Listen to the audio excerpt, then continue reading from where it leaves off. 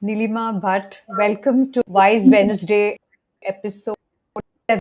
And I'm so delighted to be speaking with you about your book, Shakti Leadership. Thank you. Nilima, Thank you. I've got my everything copy from here. everything from the name, the design, the colors, it's the the byline which says embracing feminine and masculine power. I know this book was written 6 years ago, but today is as good a day to talk about it, if not more. What do you think?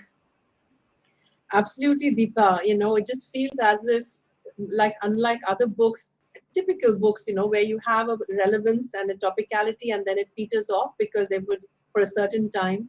There seems to be a kind of timelessness about what's in the content of this book. Not just that, it feels like it was a book meant for these times. So, it's just the curve is just going upward in terms of interest and people reaching out to know more about it, reading about it.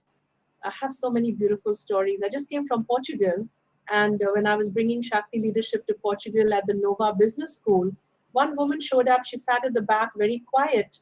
But at the end of it, she said, "I wish to share something." She showed her copy of the book, and it was much marked and many, many bookmarks in yellow. And she says, "This was the book of my husband. He was a professor at the Lisbon University. He came across your book when it was published in 2016.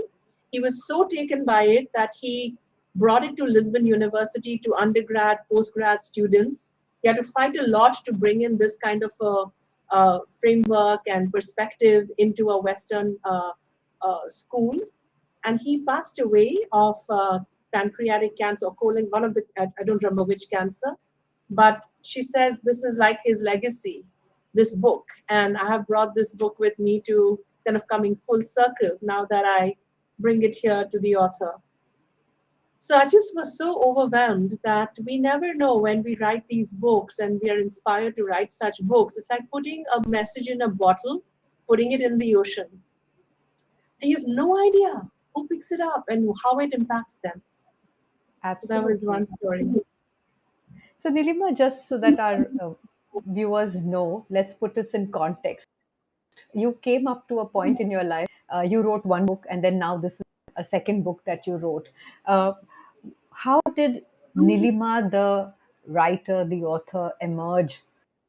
And in a little bit about this part of coming to the place where you have a story to share with the world. Yeah. So I think, I never saw myself as a writer. It was just one of my identities. But looking back, being a communicator was core to my being, my soul essence, so to speak. I felt this profound need that if we can all communicate, there'll be no problems in the world. Like all problems in the world are a lack of communication, breakdown of communication, miscommunication, right? So I said, if we can learn to communicate. And so I think English and being able to write in English was something that I enjoyed doing a lot. But the reason I wrote two books wasn't to express myself as a writer. That happened to be the bonus and something that helped in the communication of the ideas, right? The most important thing was the ability to write these two books. One was called My Cancer Is Me, that came out in 2013, which I co-authored with my husband Vijay. Through his journey with cancer, his successful recovery, and then all that we learned that created a holistic and integrative approach to heal through the experience of cancer, regardless of whether you cure it, but can you heal through it, and can you come out either fully well, or even if you're going to pass on, can you pass on having forgiven and accepted and made peace, and can you live joyfully, right? So that's been the focus of that work. So we kind of looked around all the medical systems of the whole world, ancient, modern, and created this very simple practice that not just worked for us, but that we then taught others and put in the book. When that book came out, I remember one of my yoga students, a dear friend, she said to me, "Nilima, I read the book, but you still need to write your book." I said, "Really?" "What do you mean?" She says, this book got written because Vijay went through cancer, but you have your own journey that you need to talk about. And when I looked into that, coincidentally, at that time I was meeting Raj Sisodia, who was the co-founder of the conscious capitalism movement. And we were all part of this collaborative called the Chitta Sangha. We were teachers, trainers, facilitators, doing consciousness leadership, consciousness-based leadership, conscious cultures in organizations. And he was one of them. And when I heard about conscious capitalism having four tenets: conscious leaders, conscious cultures, so conscious leaders who've done the work of inner transformation, conscious cultures, leaders who create cultures built on love and care instead of the typical default of win-lose competitive behaviors, um, toxic competition. There is, of course, healthy competition. Or then having a higher purpose beyond profit. Anyone can make a profit, but what is the purpose of your business? Does it have a higher purpose and does a greater good? Can you elevate humanity through your business? And the fourth tenet was, can you gather all your stakeholders in your success to take everybody along? So whether you look at the culture piece, the stakeholder piece, or the purpose piece, all these are led by a leader. So it begins with Yeah. having a conscious leader. So I remember thinking my journey through Vijay's cancer, coming into the Chitta Sangha, doing our conscious leadership work through Roots and Wings, having been a very, very dedicated yoga practitioner, and having come to, through the Shivananda yoga, certifying as a Shivananda yoga teacher, and then coming to the integral yoga of Sri Aurobindo and the mother, I was beginning to see I need to join all these dots. And even when we were talking, let's offer a leadership model to the world that is conscious leadership, uh, I needed to include my experience as a woman coming into her leadership and her power, which was not out there in most of the leadership models. Most of them have been made by men for men and by the West, which the East has adopted in the corporate world, right? In the business world, even in the political world. So it was literally like many rivers. I'm just coming from Dubki in Dev Prayag at the Sangam of Bhagirathi and Alaknanda. So this metaphor of the river. So the Ganga of my life had been fed by so many beautiful rivers. And I think that is what my friend was saying. You need to write that story. Because perhaps she had seen me in close to 6-7 years and the journey I had made, right? So she said, that is a book. So putting it together with Raj was saying, can we offer this as a model for conscious leadership, which is the core tenet, the first tenet of conscious capitalism, so that it becomes a way in which I bring my truth and my lived experience. We bring it to the practice of conscious leadership, and we do it in a way that we offer the model, we offer the world a model that works for all, for women, for men, for all genders, for the East, for the West, for the North, for the South.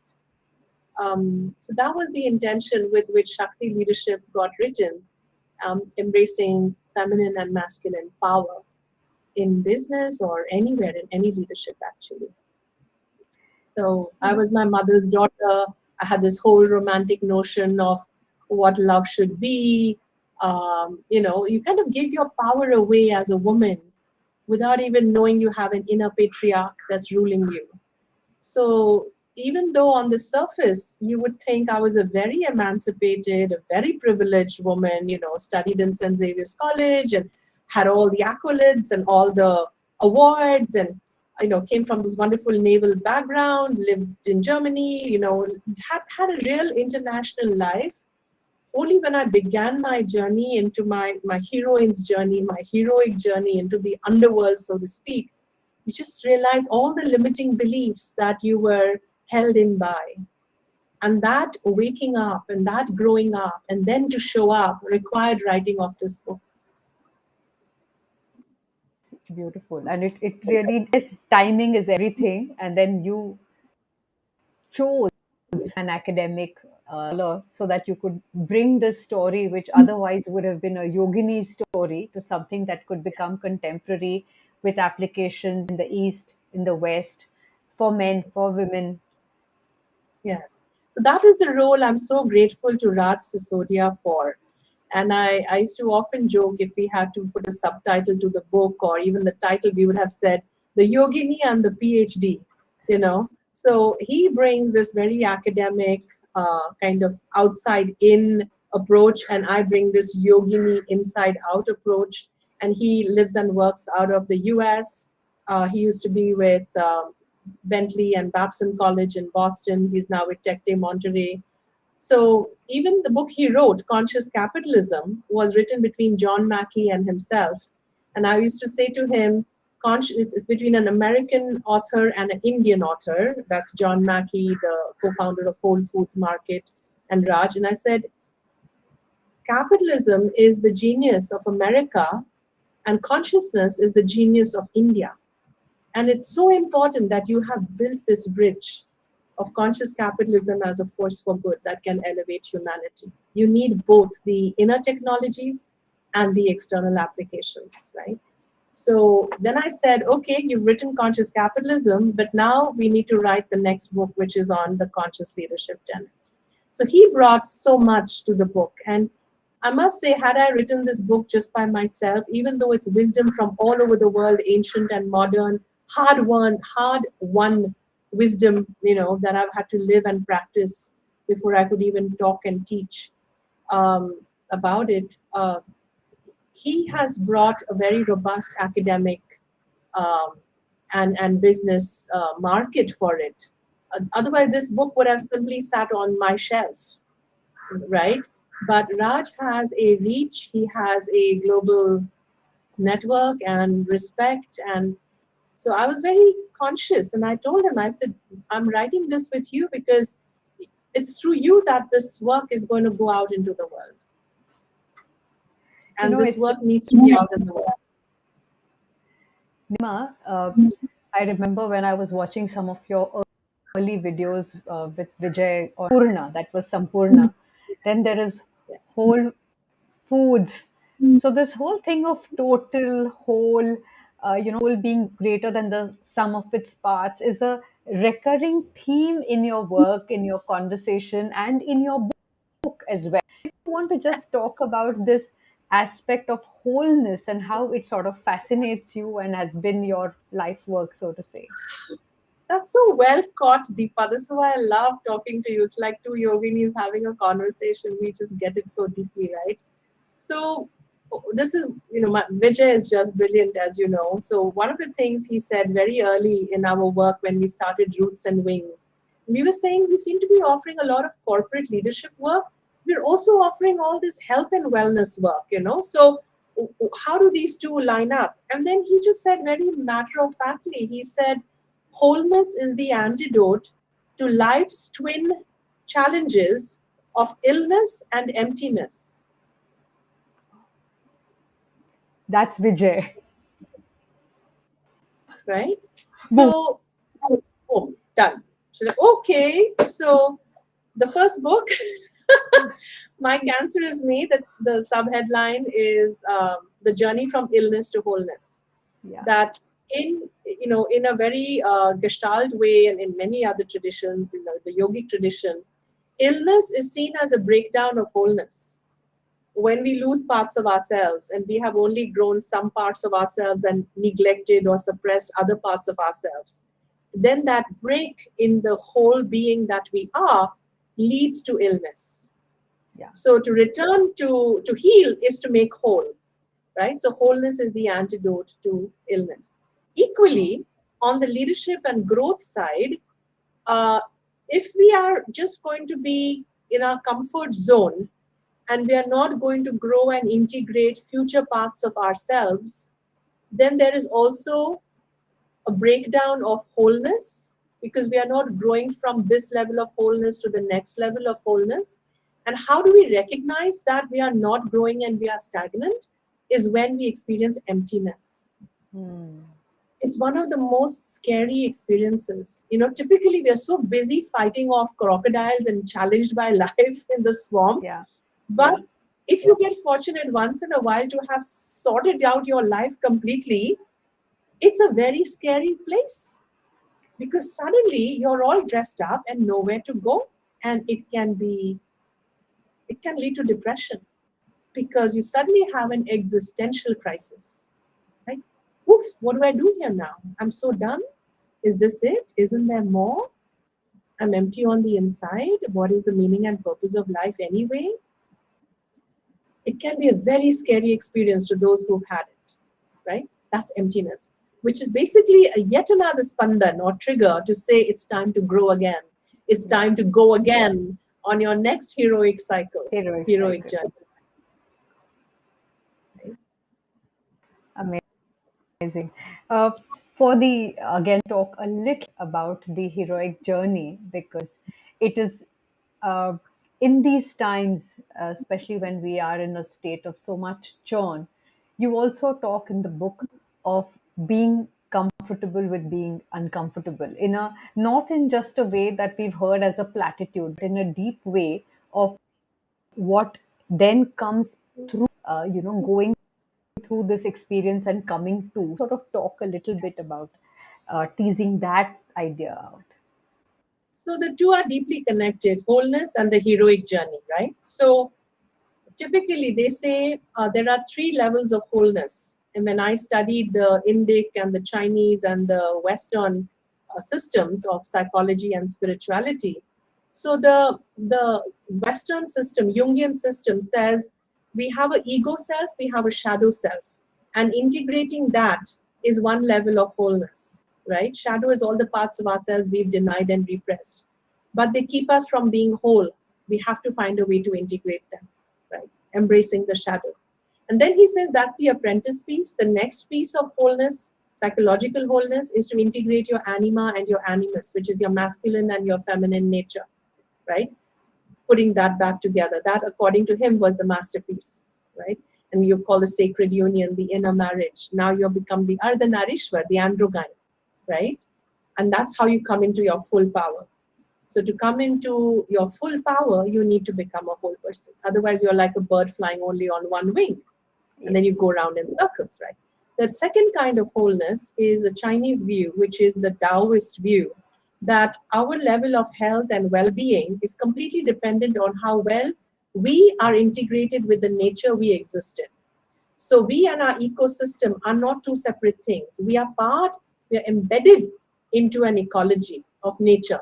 So if you're falling sick, it's probably because you're out of rhythm and harmony with the natural cycles around you, whether it's the food you're eating or the whole yin yang balance between you and your context and your nature is what a Chinese doctor would reset to bring you back to ecological wholeness. Yeah. And then there is the yogic wholeness, which is the split between the human nature and the divine nature. So we will be incomplete if we do not know how to integrate with our higher self, our divine self, right? And when we are not integrated, we are split beings, and so we fall ill or we have emptiness in our life, lack of meaning and purpose. So to make these three parts whole, to come into psychological wholeness from the Western self, coming into ecological wholeness from the Chinese model, coming into spiritual wholeness from the yogic model, each of these requires going on a heroic journey. Because this lost part, this lost half, is not just going to come to you on a nice platter because you want it. We're going to have to earn it, right? So because it's your lost half, it's like going fishing in the ocean to reclaim a lost treasure. So Yes. we So go well on put. this journey where some sort of a crisis whacks us to remind us we are incomplete yet, right? And we have something missing we need to rediscover and reclaim. So some trauma, something will happen to you. And in our case, it was Vijay's cancer, for example. So you're thrown into the underworld, you're fighting crocodiles and allies and enemies, all sorts of drama starts getting played out. And then no matter how much there is a mentor to help you and people to push you along, you have to go and meet your worst fear. So that's the bottom of the cycle. It's the nadir, like it's the zenith is on top, the nadir is at the bottom. It's the one thing you don't want to do, the one fear you don't want to face, but the gift lies on the other side of that one thing.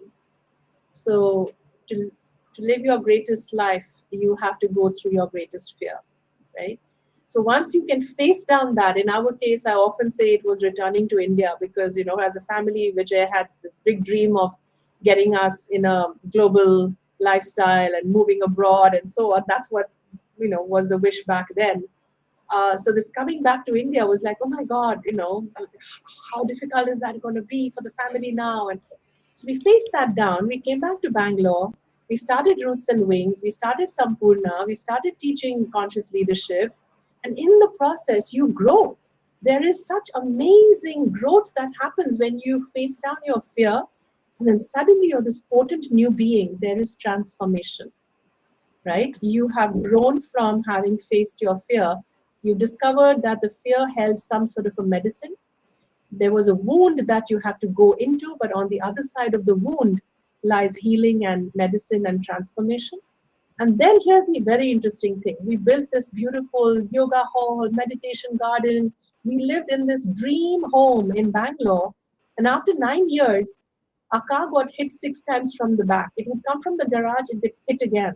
It was so bizarre. You just knew there was some sort of a mystery at work. So I went into some hypnotherapy to access wisdom from the subconscious to say, what is the message that the universe is trying to give us here? And the answer was, move on. 2 words, move on. It's like, okay, looks like our work here is done. We have to move on. So we moved to Mumbai. And only in Mumbai did Shakti Leadership get written, and our work in the world began. My work in the world began in right earnest. Vijay, came home. So it's like, you're not supposed to live in the underworld. You transform and grow there, but then you have to come back and you have to bring a gift to the world, the old world that you once belonged to and left. Because your journey as a hero, as a heroine, isn't for your own growth and transformation. That's only the first part. The greater part is you have to bring back medicine to your tribe, your community, your world. So what we brought back was the book, My Cancer Is Me. We Yeah. brought back the second book, Shakti Leadership, and there's so much that happened from moving on. Yes, the return. Cancer in Me has been, I don't know, gifted to scores of people by us. I think I continue, even the first time I hear one has an issue, I asked them to get their copy, or I've mailed them a copy of the book. It's just such a fantastic resource, and all of the gets done around cancer. The generous amount of video content that you all have put up also for free YouTube is again something that is a resource. And now this Shakti Leadership, which every page I in these last 6 years of owning this book, I still need to get your signature on and your autograph on, though that's left. We must Times meet I for have that. absolutely. There are so many times I've opened the book and I've found some thing that is relevant at that point in time, and the book has, it's so well supported. It's a very, very readable book. It's got these visuals. It's got the explanation to the symbolism. It's got the reflections, and I find that very helpful because it's not like you're just reading it. You're reading it, you're reflecting, you're sort of pausing, and you're sort of digesting what is being said, and what you might pick up maybe a year ago. You'll come to some new insights. So you stay with this book, and that's what I want Yeah. the viewer to sort of take away through this conversation. Even In many ways, people have said it's like a Gita. It's like a modern day Gita. It's a living book. It's for both men and women, but women particularly really resonate with it. And that's because we really need more women in leadership today. And so this is offered as a model that they can really tap into. Maybe I should yeah, quickly give the model itself. There are 5 please. elements. First is to access presence as the master key. We go beyond your ego. And once you learn to cultivate presence, we have a beautiful presence practice that is available for free. It's like a meditation to step back from your head, heart, and your gut and stand in your spine. When you are present, you access the inner flow, the Antarganga, the river of Shakti, the inner power that is moving through you at all times. And you learn to then get into relationship with your Shakti. You learn to tap into your Shakti. You learn to stand in your Shakti and embody it and then express it and then manifest from that, right? So that accessing Shakti is the second element after presence. Then the three capacities of becoming psychologically whole, which we talked extensively about. From wholeness, then there is the capacity of flexibility. In each leadership moment, to learn how to either access your masculine side or access your feminine side. We also talk about becoming the wise fool of tough love as kind of the Mahavakya of the Shakti Leadership Upanishad, right? That ultimately it's about the fourfold self we all have, and we have to bloom and grow all these four dimensions. So, the Wise wise fool. fool of tough love. We have to become the wise fool of tough love. That is who a Shakti leader is. So, from presence to access your wise parent self, this is from transactional analysis. Access your foolish child self. So that's one level of psychological integration, your parent, your adult, and your child. And then the tough love. Access your masculine, tough warrior self and access your compassionate, kind, loving, feminine self. So we call it the Holy Family Reunion. If you can become the wise fool of tough love, you are psychologically whole and flexible, and you can meet any leadership situation. And there are ways that we show you how you can do that. There's a leadership styles assessment. There's lots of tools that make it very practical in the book. And the last element is congruence, saying you can be whole, you can be present, all the rest of it, but where are you going with all that? So, do you know what your dharma is? Your swadharma is your swabhav.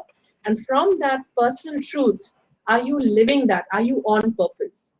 So, do you know what your purpose is? And are you living your life on purpose? Right? Is your swabhav your swadharma? Is that what you're expressing in the word? Then you're congruent. When you show up in this very congruent way, you're literally like a force of nature. You are a Shakti leader, right? Because you know who you are and you're tapping into your deepest strengths and calling. Yeah. So Yeah. that is the model, and we put a circle around it. We can share the model later with your Yes. audience. We put a circle around it because that represents the heroic journey. To come into each of these five elements: presence, power, wholeness, flexibility, congruence, you're going to have to make a journey Yes. because it will not be Yes. given on a platter. Each of these is a power base. So you go on a journey, so you learn what the journey map feels like inside when you're on it. So to reframe every crisis, every challenge as a call to adventure, as a heroic journey. Mother Shri Aurobindo, maybe I should end with her quote, so beautifully she says that, you know, the divine always organizes the perfect circumstances for your growth and for your awakening. Right? In So when ways. the divine always organizes the perfect circumstances for your growth and your awakening. I mean, I'm paraphrasing her here, but it's like a summary of the teaching that don't look at crisis and challenge as some sort of a terrible thing that's happening to you. See it as a growth call. It's time to go on Chapter a 2 journey to of the grow. Bhagavad Gita, Uttishta, Uttishta. Yes, We absolutely. have to rise to that. Yeah. Yeah. Also talk about how we have to be comfortable with being uncomfortable in the dualities, because modern day living can, if we took everything literally, as something that's happening, but if we can sort of stay come to it from a place of a neutral occurrence, and what is our response to it, we'd be so much more Yeah. poised when we go about our our being present, like you say. You're so right. Develop comfort with discomfort. We start a spiritual journey and we think we've got to be in a state of la la land peace all the time. That's not how it works. We have to be the sky and watch everything that happens as the weather, the clouds that come and go, knowing that the sky always has the sun of our consciousness and our power inside it. But everything else we have to also observe, witness, and respond to, knowing that this too shall pass. So, yeah, we have to develop comfort with discomfort because there's always weather.